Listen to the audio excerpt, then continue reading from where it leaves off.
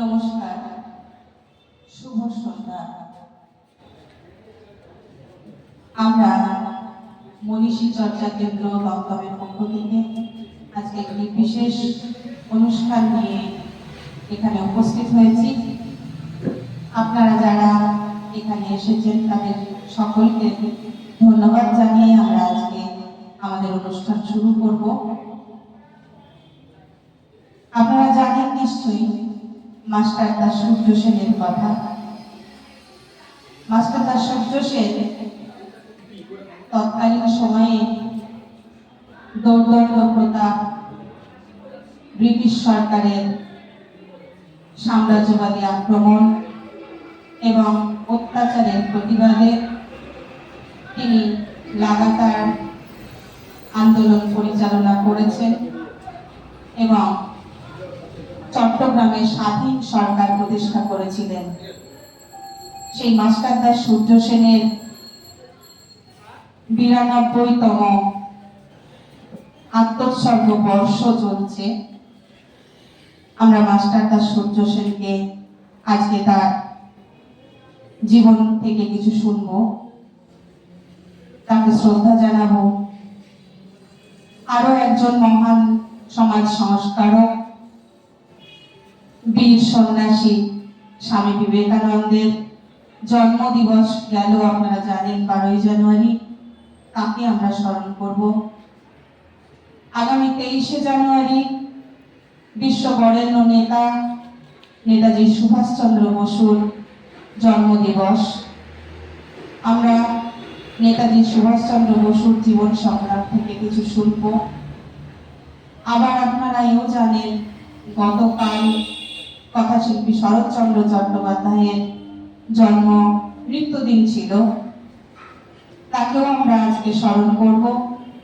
এই সমস্ত মহান মনীষীদের জীবন থেকে শিক্ষা গ্রহণ করার উদ্দেশ্যে আজকে আমরা এখানে সমবেত হয়েছি। আমাদের সংক্ষিপ্ত আলোচনা সভা এবং সাংস্কৃতিক অনুষ্ঠান আমরা এখন শুরু করছি। একটি উদ্বোধনী সঙ্গীতের মধ্য দিয়ে আমাদের আজকের অনুষ্ঠান উদ্বোধন করবেন মনীষী চর্চা কেন্দ্র দমদমের সদস্যা সুদীপ্তা রায়। আমি তাকে তার সঙ্গীত পরিবেশনের জন্য আহ্বান করছি। এখন সঙ্গীত পরিবেশন করবে সুদীপ্তা রায়।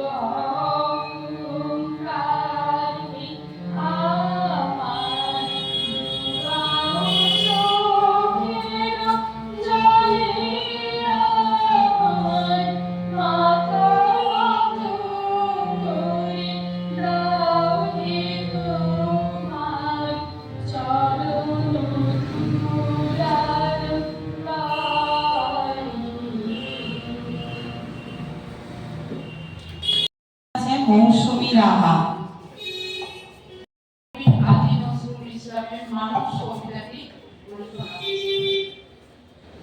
গাহি সাম্যের গান, মানুষের চেয়ে বড় কিছু নাই, নহে কিছু বলিয়া নাই দেশকাল পাত্রের ভেদ, অভেদ ধর্ম জাতি, সব দেশে সব কালে ঘরে ঘরে তিনি মানুষের জ্ঞানী। পূজারি দুয়ার খোলো, খুদাই ঠাকুর দাঁড়ায় দুয়ারে, পূজার সময় হলো। স্বপন দেখিয়া বল পূজারি, তুলিল ভজনালয়, দেবতার পরে আজ রাজা রাজা হয়ে যাবে নিশ্চয়। জীর্ণ বস্ত্র শীর্ণ গাত্র, উদয় কণ্ঠী ডাকিল পান্থ, দ্বার হলো বাবা, হয়নি গো 7 দিন। সহসা বন্ধ হলো মন্দির, বুখারি ফিরিয়া চলে, তিনি রাত্রি পথ জুড়ে তার ক্ষুধার মানিক জলে। বুখারি বুখারি কয়, ওই মন্দির পূজারী ভাই, দেবতা তোমার নয়।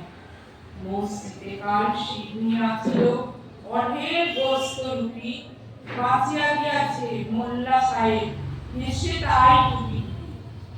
এমন সময় এলো মুসাফির, গায়ে আজানির চিন, বলে বাবা আমি ভুকা ফাঁকা আছি, আজ নেই 7 দিন। এই দিয়া হইয়া হাঁকিল মোল্লা, ভেলাগুলো দেখি লেখা, উখাছ মর বোকা গাড়ি দিয়া, নামাজ পড়িস বেটা। গাড়ি কহিল না বাবা। মোল্লা হাঁকিল তাহলে শালা, সোজা পথ দেখ, গোস্ত রুটি নিয়া মসজিদে দিল তালা।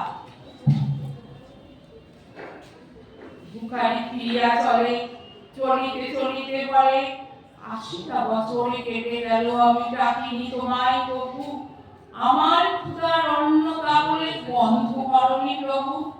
তব মসজিদ মন্দিরে প্রভু নাই মানুষের দাবি, মোল্লা পুরুত লাগাইছে তার সকল দুয়ারে চাবি।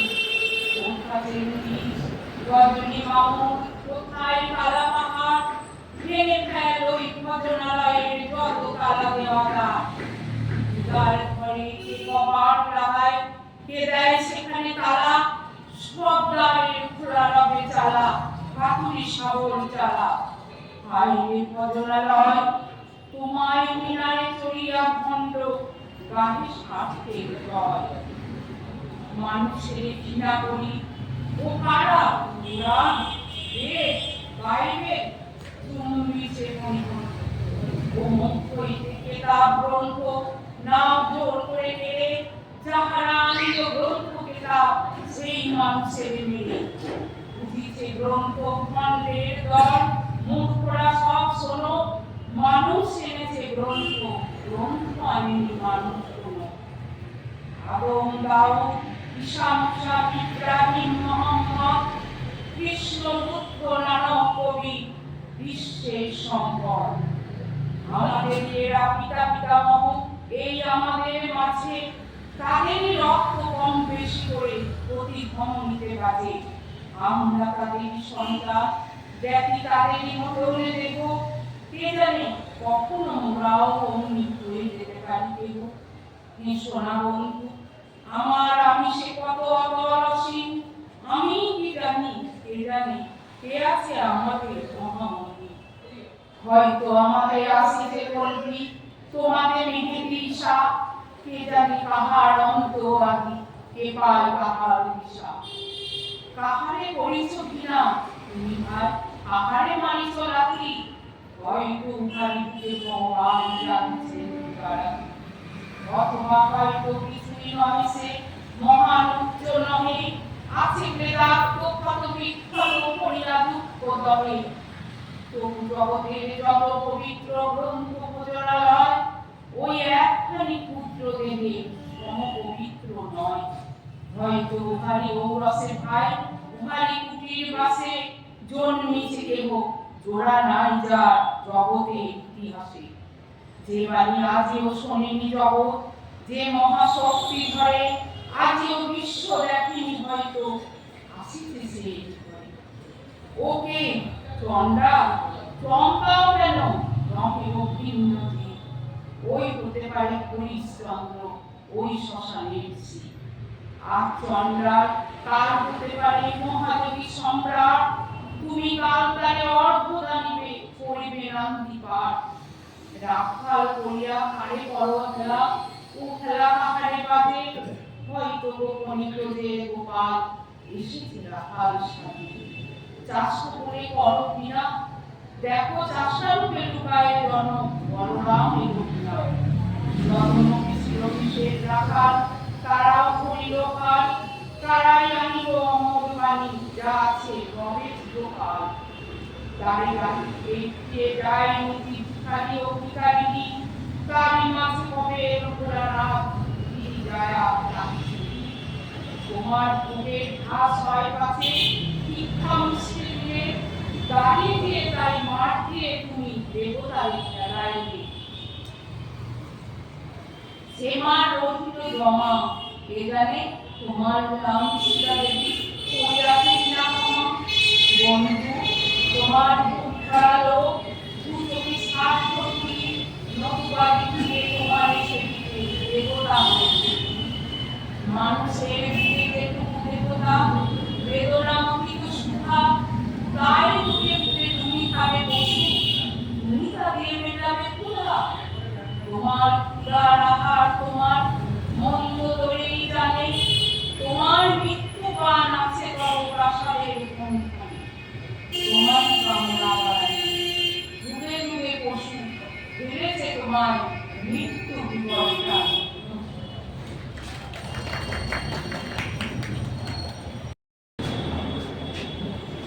ধন্যবাদ মৌসুমীদিকে। কবি কাজী নজরুল ইসলামের মানুষ কবিতা আমরা শুনলাম। এরপরে আবার আমরা সঙ্গীতে ফিরে যাব। মনীষী চর্চা কেন্দ্র দমদমের যুগ্ম সম্পাদক জয়ন্ত বিশ্বাস সঙ্গীত পরিবেশন করবেন।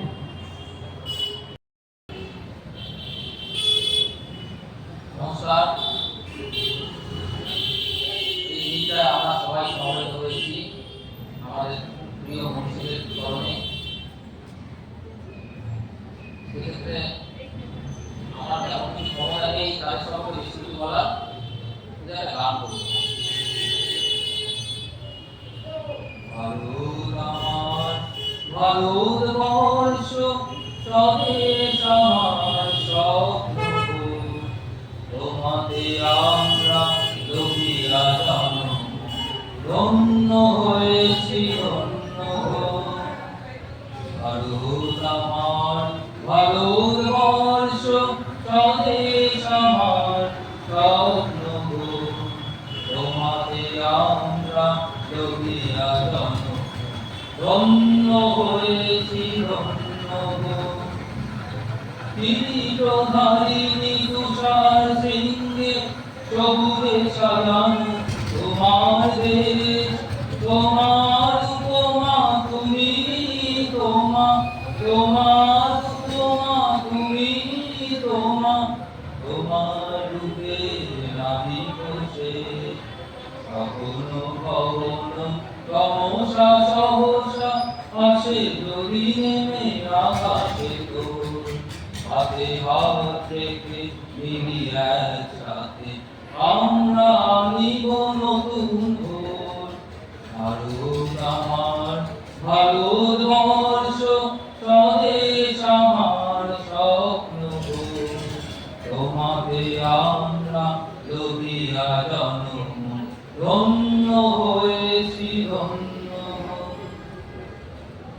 শক্তি দায়িনী দাও মা শক্তি, বুঝাও দীনতা ভীরু আবেশ। আধার রজনী ভয় কি জননী, আধার রজনী ভয় কি জননী, আমরা বাঁচাবো এ মহাদেশ। রবীন্দ্রনাথ বিবেকানন্দ বীর সুভাষের মহান দেশ, নাহি গো ভাবনা করিয়া চিন্তা, হৃদয়ে নাহি গো ভয়ের দেশ। ভারত আমার ভারত বর্ষ স্বদেশ আমার স্বপ্ন, তোমাতে আমরা লোভিয়া জন্ম, ধন্য হয়েছি ধন্য, ধন্য হয়েছি ধন্য, ধন্য হয়েছি ধন্য। নমস্কার। ধন্যবাদ জয়ন্ত দাকে। এবার আমরা আবার কবিতায় চলে যাব।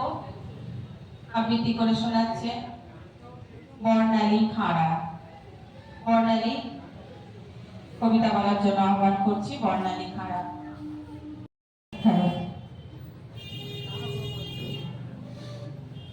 সবাইকে জানাই অসংখ্য ধন্যবাদ আমাকে সুযোগ দেওয়ার জন্য।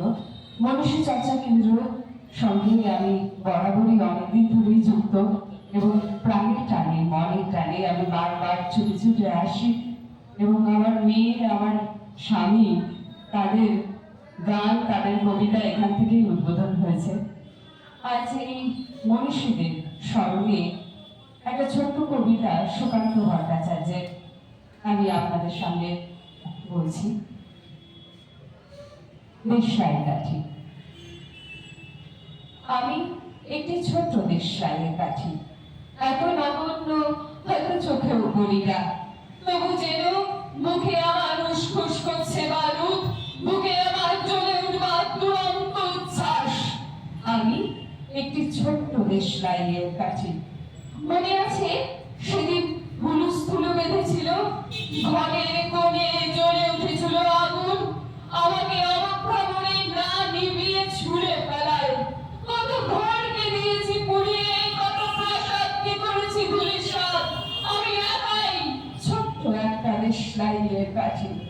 এমনি বহু নগর বহু রাজ্যকে দিতে পারি ছাড়খাড় করে, তবুও অবজ্ঞা করবে আমাদের।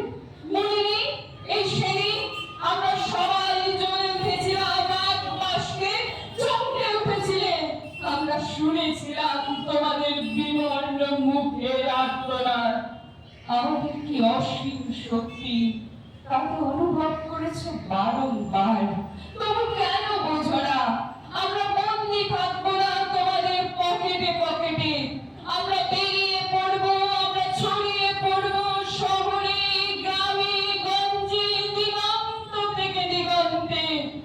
আমরা বারবার জ্বলি নিতান্ত অবহেলায়, কারণ তোমরা জানোই। কিন্তু তোমরা তো জানো না কবে আমরা জ্বলে উঠবো। সবাই শেষবারের মতো নমস্কার। বর্ণালী সুন্দর কবিতা উপহার দেওয়ার জন্য বর্ণালীকে ধন্যবাদ। এখন আবার আমরা সঙ্গীত শুনবো। সঙ্গীত পরিবেশন করবে জয়িতা হালদার ঘোষ। জয়িতাদি সবসময় আমাদের মনীষী চর্চা কেন্দ্র দমদমের সঙ্গে আছেন। আমাদের শুভানুধ্যায়ী জয়িতাদি। জয়িতাদি একাধারে লেখিকা এবং সঙ্গীত শিল্পী। জয়িতাদিকে আহ্বান জানায়।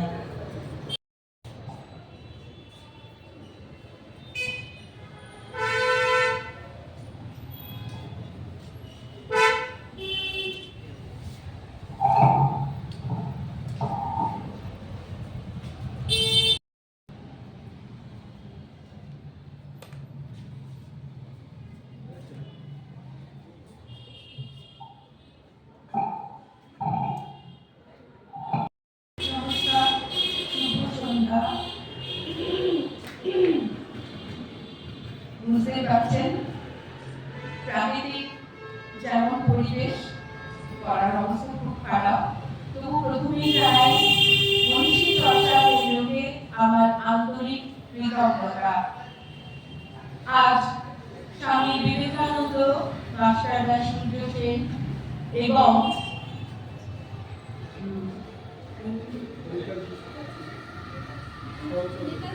নেতাজি সুভাষচন্দ্র বসুর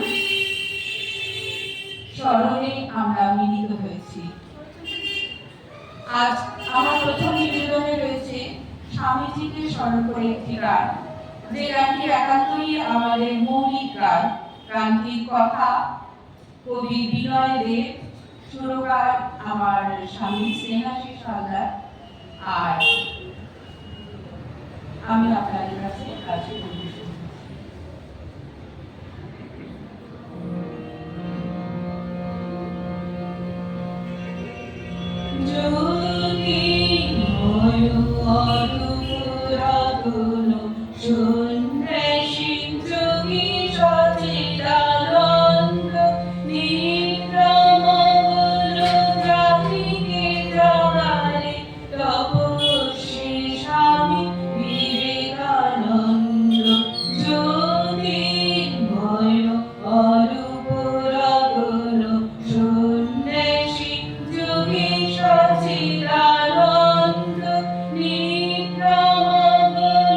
জাতিকে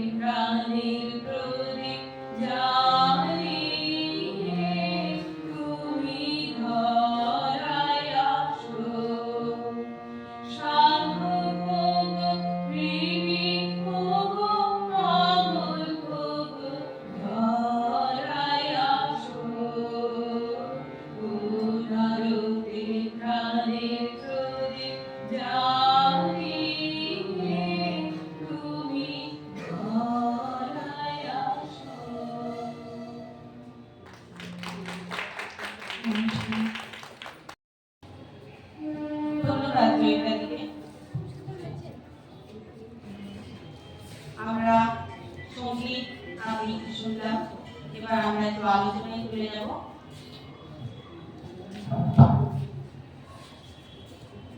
আমি প্রথমেই ঘোষণা করেছিলাম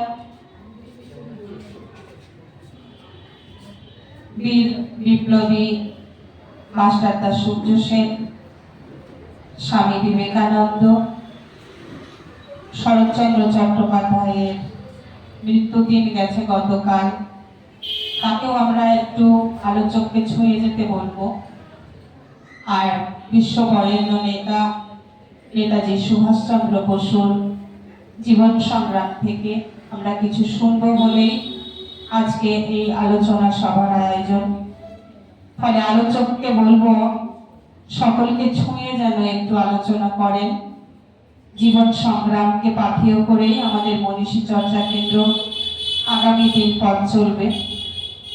ফলে আমরা আজকের আলোচক শ্রী বনমালী পণ্ডা মহাশয়কে আহ্বান করব মঞ্চে। তিনি যেন জীবন সংগ্রাম এই মনীষীদের এখানে যথাযথ উপস্থাপন করেন, যাতে আমরা যারা এই মনীষীদের জীবন নিয়ে জীবন সংগ্রামকে পাথেয় করে এগোতে চাই তারা যেন সমৃদ্ধ হতে পারি। আলোচকের কাছে বিশেষ নিবেদন, মনীষী চর্চা কেন্দ্রকে সামনের দিকে এগিয়ে নিয়ে যেতে যেন এই আলোচনা সাহায্য করে। আলোচক মনীষী চর্চা কেন্দ্র দমদমের উপদেষ্টা শ্রী বনমালী পণ্ডা। আমি তাকে আহ্বান করব মঞ্চে আসার জন্য।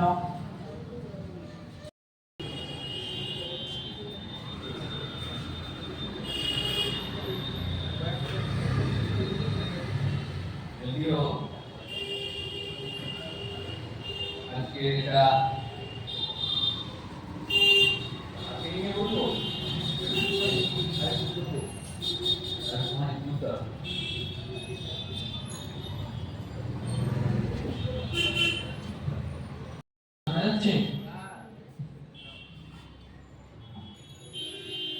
যদিও আজকে এটা সভা মঞ্চ নয়,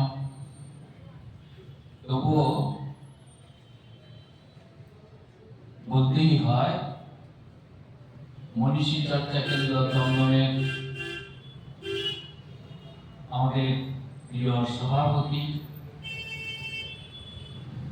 ও যুগ্ম সম্পাদক জয়ন্তদা প্রমোদা সহ মনীষী চর্চা কেন্দ্র দমদমের সদস্য শুভানুধ্যায়ী এবং এখানে উপস্থিত সুধীমণ্ডল, স্বাভাবিকভাবেই বর্তমান সময়ে এই সমস্ত মনীষীদের স্মরণ করা, চর্চা করা, তাদের জীবন সংগ্রাম নিয়ে আলোচনা শোনার মতো ধৈর্য বা সময় যাই বলি না কেন মানুষের সেটা থাকে না। তা সত্ত্বেও আশার আলো এই প্রাকৃতিক অবস্থার সময়ে ঠান্ডার মধ্যে খোলা আকাশের নিচে আপনারা যারা উপস্থিত হয়েছেন, সমবেত হয়েছেন এই আলোচনা শোনার জন্য এই অনুষ্ঠানে, তাদের সকলকে আমি আন্তরিকভাবে ধন্যবাদ জানাই। নেতাজি সুভাষচন্দ্র বোস, মাস্টারদা সূর্য সেন, শরৎচন্দ্র চট্টোপাধ্যায়, বিবেকানন্দ, এতজন মানুষের সম্পর্কে বলতে গেলে যে সময়ের প্রয়োজন, নিশ্চয়ই এই দীর্ঘ আলোচনা এখানে করা যাবে না। তবু আমি চেষ্টা করব সংক্ষিপ্তভাবে উপস্থাপিত করবার। এই মনীষীদের কথা বলতে গিয়ে মনের মধ্যে ভিড় করছে কবি রবীন্দ্রনাথের সেই বিখ্যাত কথা, ঘরের মঙ্গল শঙ্খ নহে তোর তরে, নহে রে সন্ধ্যার দীপালোক, নহে প্রেয়সীর অশ্রু চোখ, পথে পথে কণ্টকের অভ্যর্থনা, এই তো রুদ্রপ্রসাদ। আর শরৎচন্দ্র চট্টোপাধ্যায় এদেশের মহান বিপ্লবীদের শ্রদ্ধা জানাতে গিয়ে তিনি পথের দাবি উপন্যাসে বলছেন, তুমি তো আমাদের মতো সোজা মানুষ নও, দেশের জন্য সমস্ত দিয়াছ, তাই তো দেশের খেয়াতরি তোমাকে বহিতে পারে না, পদ্মা পার হইতে হয় সাঁতার দিয়া, দুর্গম পাহাড় পর্বত তোমাকে ডিঙাইয়া চলিতে হয়। কোন বিস্তৃত অতীতে তোমাকে মনে করি তো প্রথম শৃঙ্খল রচিত হইয়াছিল। এই যে বিপুল সৈন্যভাগ, এই যে কারাগার, এই তো কেবল তোমার জন্য। তোমাকে অবহেলা করিবে সাধ্য কার? দুঃখের দুঃসহ গুরুবার বহিতে পারো বলিয়ে তো ভগবান তোমার স্কন্ধে এত বড় বোঝা অর্পণ করিয়েছেন। পরাধীন দেশে হে রাজবিদ্রোহী, তোমাকে শতকোটি নমস্কার। তো যে কথাটা আমি স্বাভাবিকভাবে সাধারণত বলে থাকি, আমাদের দেশের মহান ব্যক্তিত্ব, মহান সন্তান রবীন্দ্রনাথ ঠাকুরের এই সেই কথা যে আমরা আরম্ভ করে থাকি কিন্তু শেষ করি না। ভুল পরিমাণ বাক্য রচনা করতে পারি কিন্তু তিল পরিমাণ আত্মত্যাগ করিতে পারি না। To know and to realize are different. Master দাসুক হোসেন, শরৎচন্দ্র চট্টোপাধ্যায়ের উপন্যাস, হয়তো আমি মনে করি এখানে যারা রয়েছেন আমার থেকে হয়তো আরো তারা বেশি পড়াশোনা করেছেন এই সমস্ত মানুষদের সম্পর্কে, তাত্ত্বিক আলোচনা হয়তো আমার থেকেও তারা ভালো বলতে পারবেন বা করতে পারবেন। কিন্তু যেটা প্রয়োজন, তাদের কথা স্মরণ করতে গেলে, তাদের সম্পর্কে বলতে গেলে শুধু জানা নয়, তাকে উপলব্ধি করা, আত্মপর্যালোচনা করা, আত্মসমীক্ষা করা। মনে পড়ে যায় মাস্টার দাসুক হোসেনের কথা। তখন তিনি পঞ্চম শ্রেণীর ছাত্র।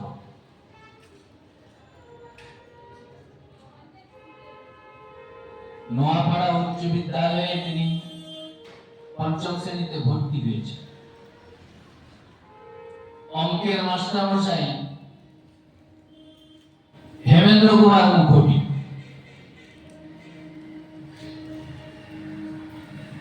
ছোট্টখাটো চেহারা, বসে আছেন, গায়ের রংটা কালো, তাই মা আদর করে ডাকতো কালু বলে। তো কালু বসে আছে এক কোণায়, অঙ্ক পড়াতে পড়াতে হেমেন্দ্র বাবুর চোখ গেল তার কাছে। জিজ্ঞেস করলেন, নাম কি হে? ছাত্রটি মা উঠে দাঁড়িয়ে বলল, নাম আমার সূর্য। মাস্টারমশাই হাসতে হাসতে বললেন, সূর্য সকলকে আলো দিতে পারবে? মাথা নিচু মাস্টারটা সূর্য সেনের। সেই হেমেন্দ্র বাবুর কাছ থেকে প্রথম তার হাতে করি ভারতবর্ষের মানুষের দুরবস্থা, দুর্দশা। যেমন আমরা জানি রেভেনশা কলেজের স্কুলের অষ্টম শ্রেণীর ছাত্র 1911 সালে 10ই আগস্ট ছাত্রাবাসে হোস্টেলের ছাত্রদের কাছে গিয়ে সন্ধ্যেবেলা তিনি বলছেন যে জানো, আগামীকাল 11ই আগস্ট ক্ষুদিরাম বসুর শহীদ দিবস, আমাদের জাতীয় শোকের দিন। আগামীকাল আমাদের হোস্টেলে রান্না হবে না, অরন্ধন, অনশনে থাকবো, না খেয়ে থাকবো, কেউ আমরা জুতো পরবো না, খালি পায়ে থাকবো। সকাল 6টায় হোস্টেলের ছাত্ররা সমবেত, ক্ষুদিরামের ছবিতে মালা দিয়ে সকলে দাঁড়িয়ে আছে। হেডমাস্টার মশাই বারান্দা দিয়ে হাঁটতে হাঁটতে যেতে যেতে বললেন, এই করেছে জিনিস। তখনকার দিনের মাস্টারমশাই মানে আমরাও যখন মাস্টারমশাই বা হেড মাস্টারমশাইদের কাছে আমরা পড়তাম, নিশ্চয়ই হেড মাস্টারমশাই মানে একটা ভয়ের ব্যাপার, ভয় পেত। ক্লাস 8 সহ ওই ছাত্ররা তখন সব ভয়ে জড়সড়। আর তখনকার দিনে জানেন যে ক্ষুদিরাম বসুর শহীদ দিবস পালন এটা নিষিদ্ধ। তো সেই অষ্টম শ্রেণীর যে ছাত্রটি উদ্যোগ নিয়ে পালন করেছিল, সে এগিয়ে গেল হেডমাস্টার মশাইয়ের দিকে, তখন গিয়ে বলল যে আমি করেছি স্যার। তখন হেডমাস্টার বললেন, বঙ্গ আমার জননী আমার তৎকালীন এই যে নিষিদ্ধ গানটা তোমরা জানো না? এই দিনে তো সেটাই গাইবে, তোমরা সেটা গাও। ছাত্ররা সমস্যায় গিয়ে উঠল সেই গান। আমরা জানি পরবর্তীকালে ব্রিটিশ সরকারের রোষানলে পড়ে এই হেডমাস্টার মশাই বেণীমাধব দাসকে বদলি করে দেওয়া হয়েছিল কৃষ্ণনগরে। তিনি আর বলতে পারলেন কি করে? হেডমাস্টার মশাই বলতে পারলেন এই কারণে এক জ্বলন্ত চরিত্র, যে চরিত্রের জন্য নিজের মেয়ে বীণা দাসকে কলকাতা বিশ্ববিদ্যালয়ের সমাবর্তন অনুষ্ঠানে ইংরেজ সরকারের প্রতিনিধি যিনি আসবেন ডগলাসকে হত্যা করবার জন্য মেয়েকে সাজিয়ে পাঠাচ্ছেন রিভলভার দিয়ে, তার আঁচলে বেঁধে দিচ্ছেন যে যাও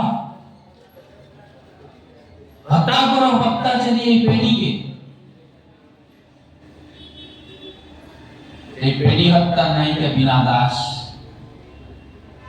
আমরা জানি, তারই পিতা বেণীমাধব দাস। সেই চরিত্র তার অনুপ্রাণিত হবে না কেন? সে অষ্টম শ্রেণীর ছাত্র। পরবর্তীকালে তিনি হলেন নেতাজি।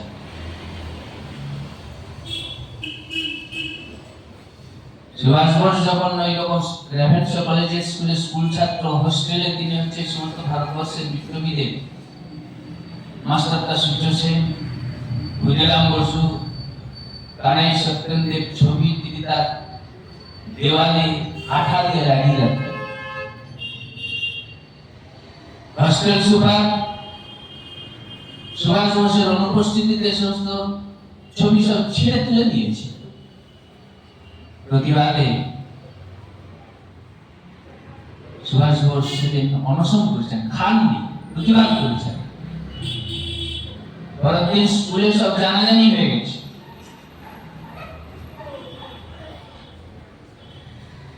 সুভাষ বোসের বন্ধু বা সহপাঠী ছিলেন বিখ্যাত ব্যক্তি দ্বিজেন্দ্রলাল রায়ের পুত্র দিলীপ কুমার রায়। দিলীপ কুমার রায় নেতাজিকে সুভাষ বোসকে জিজ্ঞেস করলেন, এই বোমারু যারা তাদের ছবি তুই ঘরে টাঙিয়ে রাখিস? সুভাষ বোস দিলীপ কুমার রায়কে বলেছিলেন যে ভুলে যেও না দিদি, এই বোমারুরাই কংগ্রাল ভারতের ঘুম ভাঙিয়েছিল। এই কথাগুলো বলছি কেন? আত্মসমীক্ষার জন্য। এই আত্মপর্যালোচনা জিনিসটা কি? আমি মনে পড়ে যায় 1908 সালের 11ই আগস্ট ক্ষুদিরাম বসুর ফাঁসি।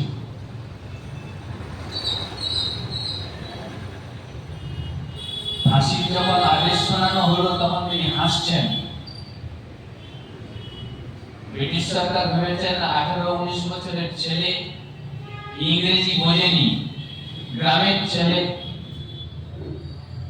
তাই তার শাস্তির গুরুত্ব সে বুঝতে পারেন। সেই জন্য যে বাঙালি অনুবাদক ছিলেন, অত্যাচারী ইংরেজ শাসক বলে দিলেন বাংলায় অনুবাদ করে শাস্তিটা শুনিয়ে দাও। শোনানো হলো, তখন আরো জোরে হাসলেন। ব্রিটিশ বিচারক তিনি তখন ক্ষুদিরাম বসুকে তাচ্ছিল্যের সঙ্গে জিজ্ঞেস করলেন, কি চাও তুমি, তোমার শেষ ইচ্ছা কি? ক্ষুদিরাম বসু তখন ওই হল ভর্তি ঘরের মধ্যে দাঁড়িয়ে হাসতে হাসতে তিনি বললেন, যদি আমাকে একটু সময় দেন, আমাকে যদি একটু মার্জনা করেন, আমাকে যদি একটু সময় দেন, তাহলে আমি আমার শেষ ইচ্ছাটা জানিয়ে দিয়ে যাই। বিচারক বললেন, বলো তোমার শেষ ইচ্ছা কি? যে আমাকে আর একটু সময় দিন, তাহলে কিভাবে বোমা বানাতে হয় তাহলে আমি শিখিয়ে দিয়ে যাই। এই হচ্ছে ক্ষুদিরাম। তাই এই বিশ্বাসঘাতক নরেন গোসাইকে হত্যা করবার জন্য জেলের অভ্যন্তরে সত্যেন কানাই যখন গুলি করলো নরেন গোসাইকে,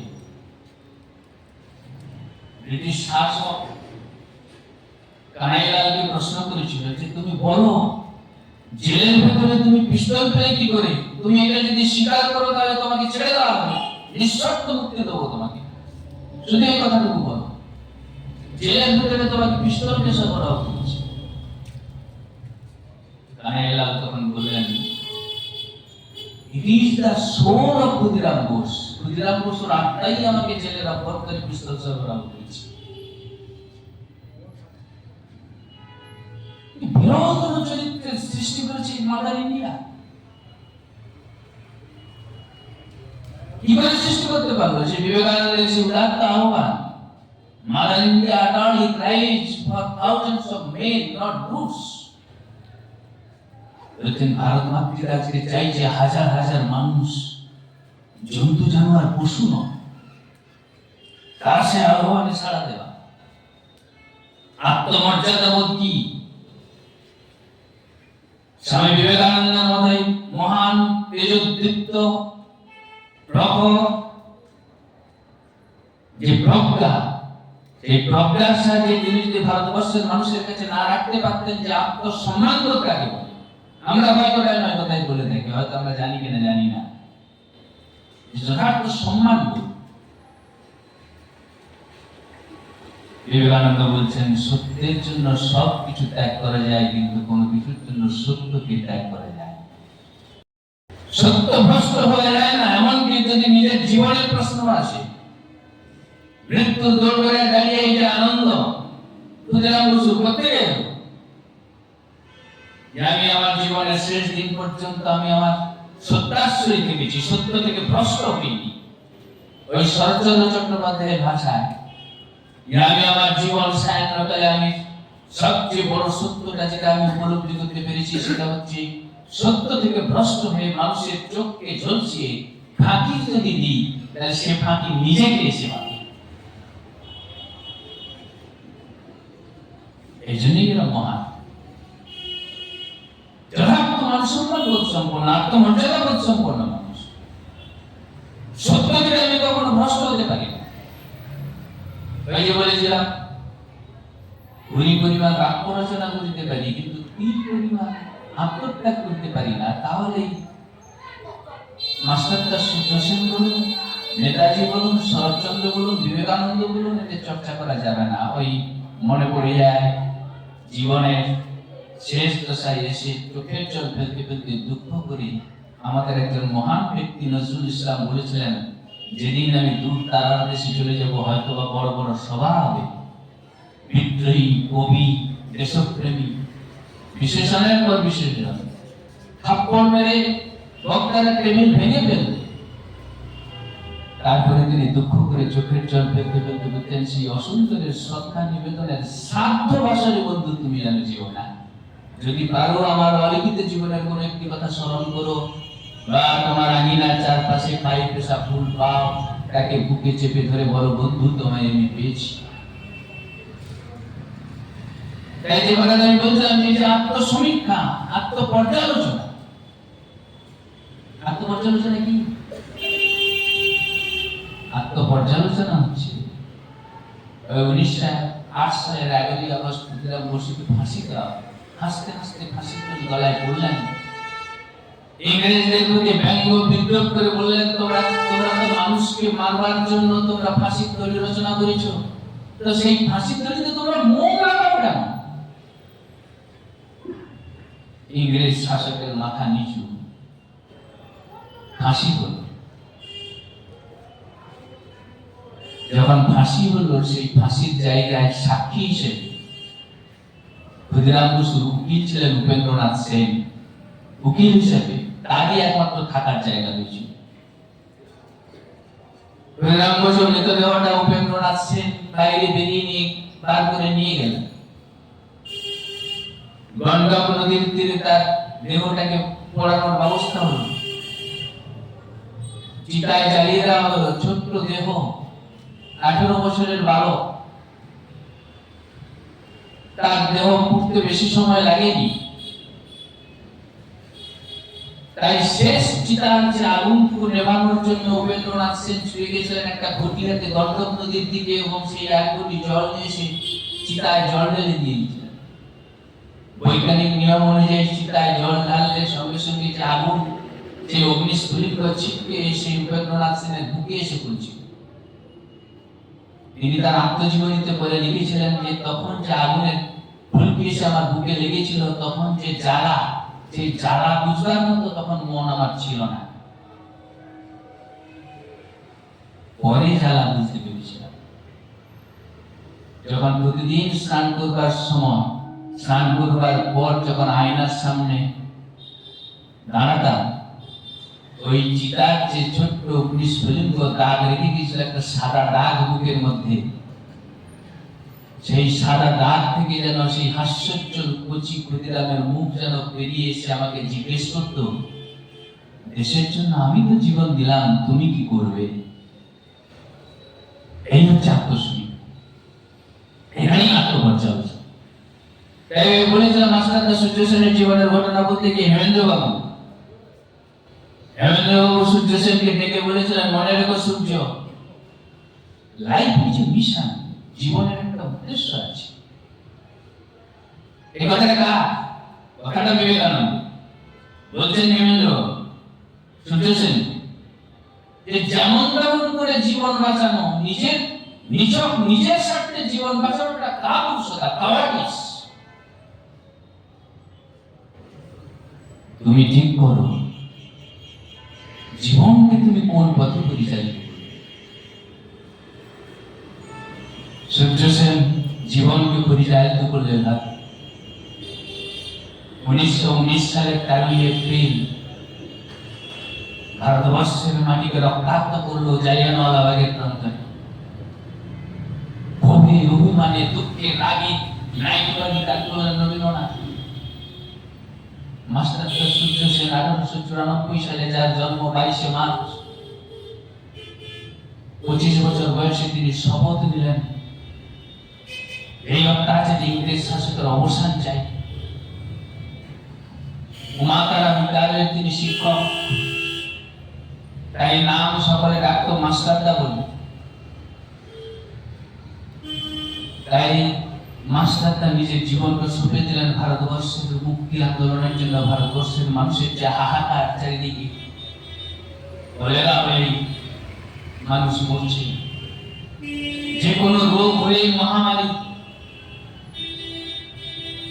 সেই আন্দোলনে নিজেকে তিনিও সঁপে দিলেন। 1921 সালে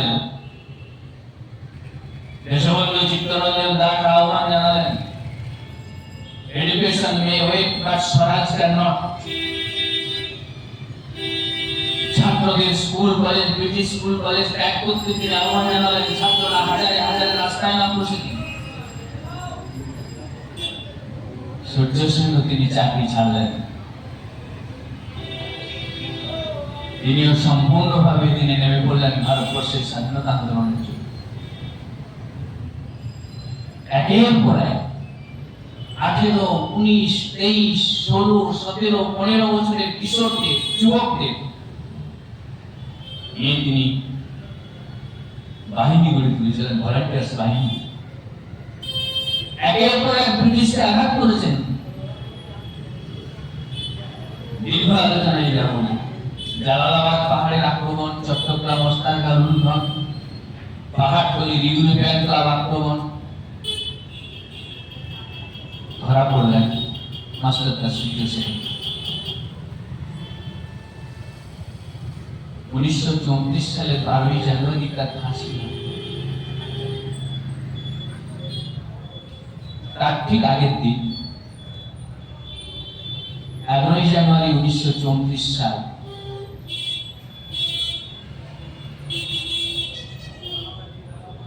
তিনি একটা চিঠি লিখেছিলেন।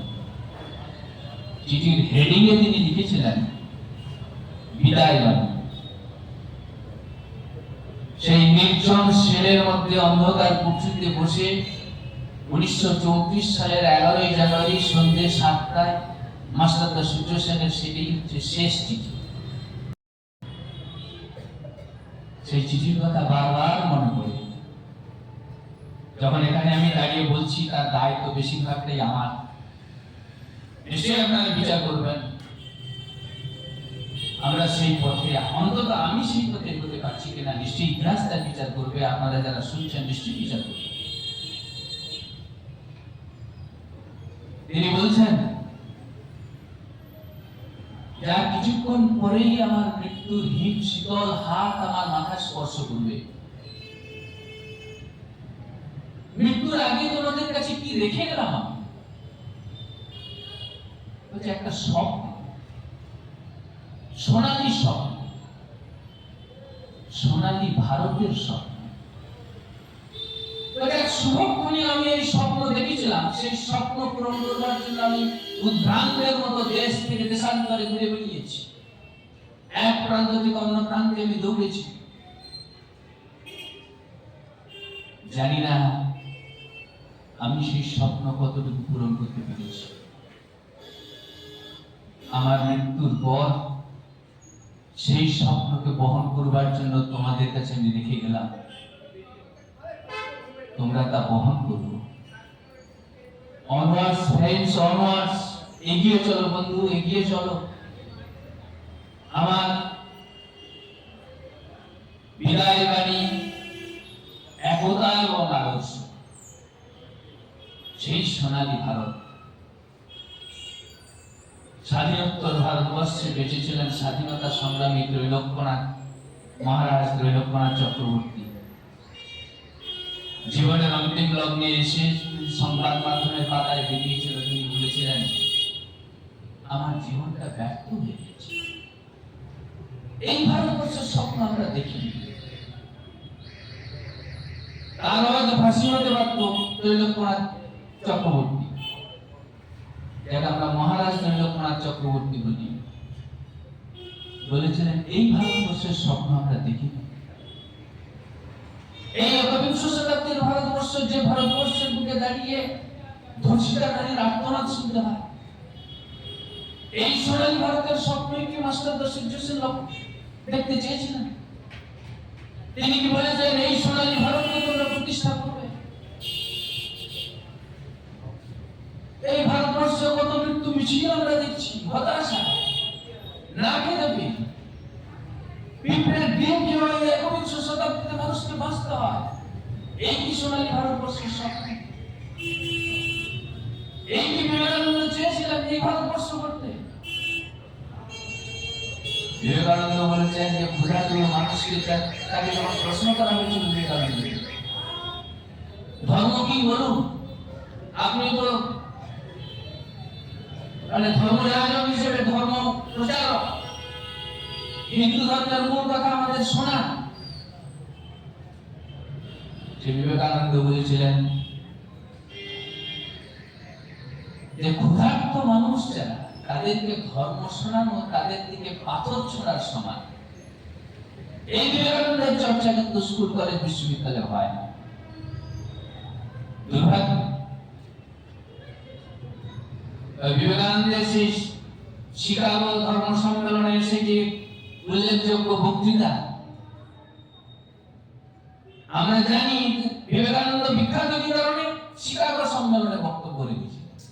কি বক্তব্য রেখেছিলেন, তার মর্মার্থ কি, তার উপলব্ধি কি আমরা জানি না।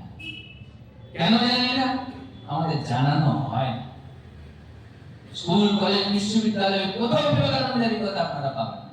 ছোট্ট একটা গল্প।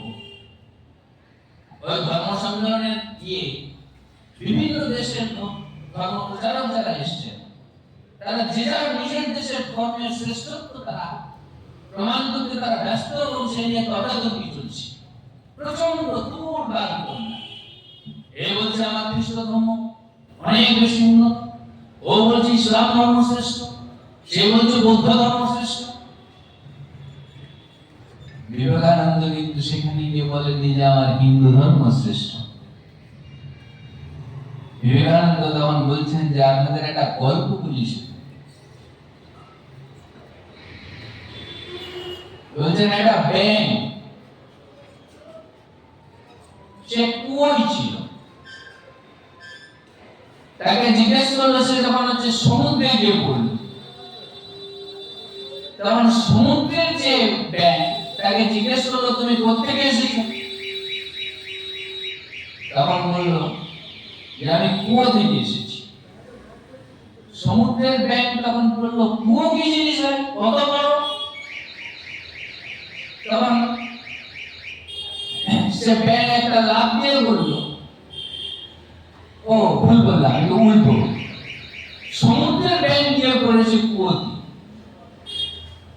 তখন কুয়োর ব্যাঙ তাকে জিজ্ঞেস করেছে তুমি এসেছো কোত্থেকে ভাই? তখন সমুদ্রের ব্যাঙ বলছে আমি সমুদ্র থেকে এসেছি। বলছে সমুদ্র থেকে এসেছো, সে আবার কি জিনিস, কত বড় সে সমুদ্র? তখন কুয়োর ব্যাঙ এ প্রান্ত থেকে ও প্রান্ত লাফ দিয়ে বলছে এত বড়? সমুদ্রের ব্যাঙ বলছে যে না, এর থেকেও বড়। তখন কুয়োর ব্যাঙ একবার এদিক থেকে লাফ দিয়ে আবার এদিকে লাফ দিয়ে বলল যে এত বড়? বললো যে না, এর থেকেও। বলে তখন বললেন যে আসলে আমরা যে যার ধর্ম নিয়ে একটা কুয়োয় পড়ে আছি। তাহলে সর্বধর্মের যে মহাসমুদ্র, সেই সমুদ্রের কথা আমরা ভাবতে পারছি না। এই বিবেকানন্দের চর্চা কিন্তু আমাদের দেশে হয়। সেই বিবেকানন্দের চর্চা হয় না। বিবেকানন্দকে বলা হয় হিন্দু ধর্মের প্রবক্তা। সেই হিন্দু ধর্ম কি? যে বিবেকানন্দ বলছেন আমি নিজে হিন্দু, আমার যদি স্ত্রী থাকতো তিনি ইসলাম, আমার যদি এক পুত্র সন্তান থাকতো সে খ্রিস্টান হলে আমি নির্বিবাদে এবং নির্বিরোধে একসঙ্গে থাকতে আমার কোনো অসুবিধা হতো না। এই বিবেকানন্দের চর্চা কিন্তু হয়। যে বিবেকানন্দকে প্রশ্ন করা হয়েছিল আপনি কি বৌদ্ধ ধর্মের মানুষ, সেই বিবেকানন্দ বলছেন বৌদ্ধ ধর্ম, বুদ্ধদেবকে আমি ভগবান মানি। তারা বলছেন হযরত মুহাম্মদ, বলছে হযরত মুহাম্মদকে যদি আমি এখন সামনে পেতাম তাহলে আমি তাকে প্রণাম করতাম। বলছেন যীশু খ্রিস্ট, তাহলে কি তুমি খ্রিস্ট ধর্মের মানুষ? বলছেন আমি যদি সেই যীশু খ্রিস্টের মতো জেরুজালেমে যদি আমি বসবাস করতাম এবং সেই সময়ের মানুষ হতাম, তাহলে যীশু খ্রিস্টকে চোখের জল দিয়ে নয়, বুকের রক্ত দিয়ে তার পা ধুয়ে দিতাম। এই বিবেকানন্দের চর্চা কিন্তু আমাদের দেশে সত্যি হয় না। অদ্ভুত। বিবেকানন্দকে হিন্দুদের ধ্বজা ধরিয়ে আমরা ছেড়ে, যে বিবেকানন্দকে গোরক্ষক বাহিনী গিয়েছিল উত্তরপ্রদেশে, প্রচুর গরু মারা যাচ্ছে। বিবেকানন্দকে প্রশ্ন করছেন, গোরক্ষকরা গেছেন যে আপনি তো অনেক ধ্যান করছেন, অনেক সেবা টেবা করেন, দান করছেন, তো আমাদের উত্তরপ্রদেশে এরকম গরু মারা যাচ্ছে প্রচুর, তাদের জন্য কিছু অর্থ সাহায্য করুন। বিবেকানন্দ বলছেন যে আপনারা কারা? তখন বলছেন আমরা গোরক্ষক বাহিনী, আমরা গোমাতার সন্তান। বলছেন বেশ তো, উত্তরপ্রদেশের বন্যায় যে এতগুলো মানুষ মারা গেল তাদের জন্য আপনারা কি করেছেন? তখন সেই গোমাতার সন্তানরা গোরক্ষক বাহিনী তারা লোকজন আমতা আমতা করতে বিবেকানন্দকে বলছেন যে আসলে এটা তো হচ্ছে পূর্বজন্মের পাপের ফল, সেই জন্য মানুষ মারা গেছে, সেজন্য আমরা ওদের জন্য নিয়ে কিছু ভাবি না, আমরা গোরক্ষক বাহিনীর লোক গোমাতার জন্য ভাবি। তখন তিনি বললেন এমন মাতার সুসন্তান না হলে এরকম কেউ ভাবতে পারে? বললেন আমার দ্বারা কিছু করা সম্ভব নয়। এই হচ্ছে বিবেকানন্দ। এই বিবেকানন্দের চর্চা স্কুল, কলেজ, বিশ্ববিদ্যালয়ের পাঠ্যবইতে কিন্তু আমরা পাবো। এই দুর্ভাগ্য, সত্যি খুব কষ্ট হয়। 12ই জানুয়ারি কত মানুষ সাইলেন্ট ভোগে গাড়ি ছোটা হাজার হাজার টাকার মালা পরিয়ে বিবেকানন্দের ছবিতে মাল্যদান করা। এই বিবেকানন্দের প্রচার কিন্তু আমরা পাবো।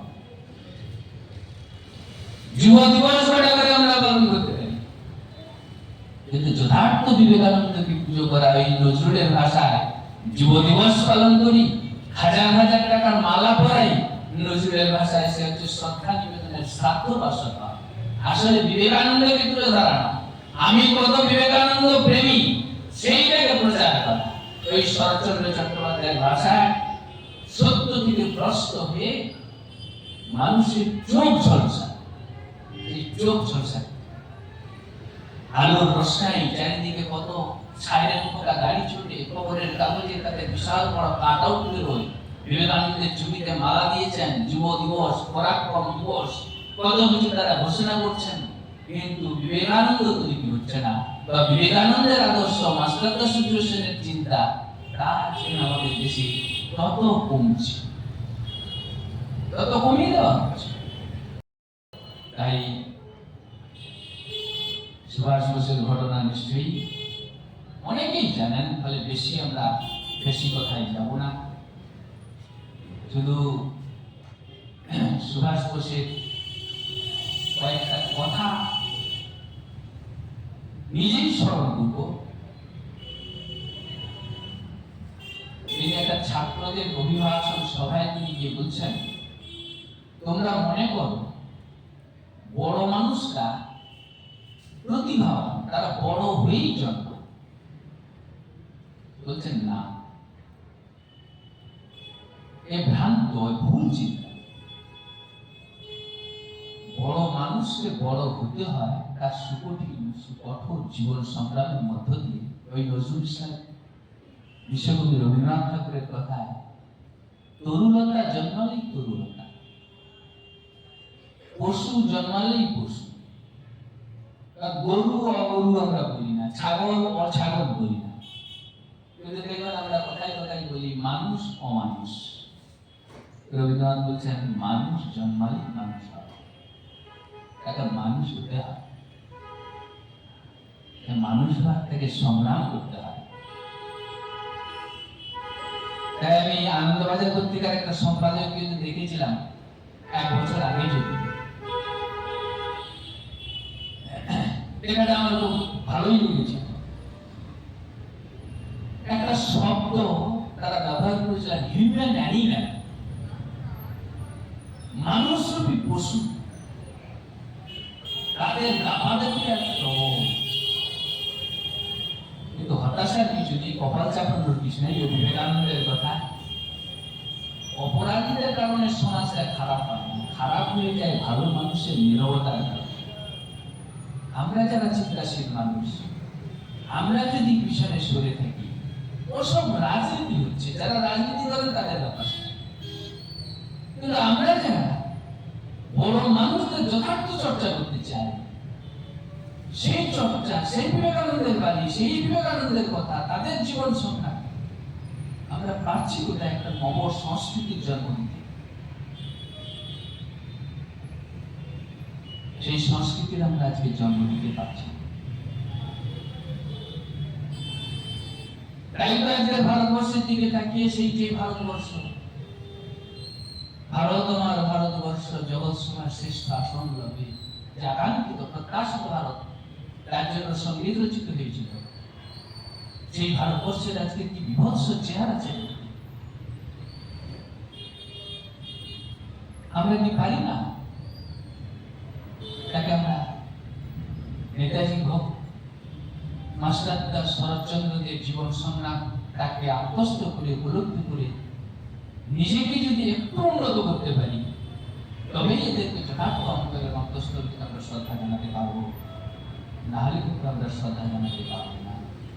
তাই শেষ যে কথাটা বলবো, এই কবি নজরুল ইসলামের শেষ কথা সুন্দরভাবে বলেছিলেন, দুঃখ করেই বলেছিলেন, তার ওই যে সুন্দর প্রবন্ধ যদি বাঁশির না বাজে, সেখানে বলেছিলেন, আমি আমার এই বাঁশি একদিন যমুনার বিরহ যমুনার বালুচরে ফেলে দিয়ে যাব। তোমরা যদি পারো এই মাসিকে কুড়িয়ে নিয়ে বাজিও, তবে আমি মনে করবো সে মাসি আর ধন্য হবে।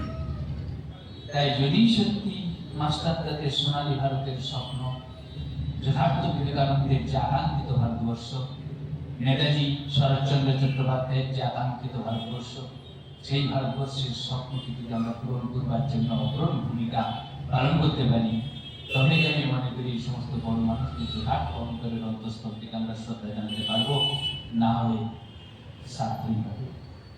তাই নিশ্চয়ই আমরা সাধ্য না করে সেই পথে এগোবো, এবং সেই জন্য মনীষী চর্চা কেন্দ্র, তারা এই প্রতিষ্ঠানটার নামও দিয়েছে মনীষী চর্চা কেন্দ্র।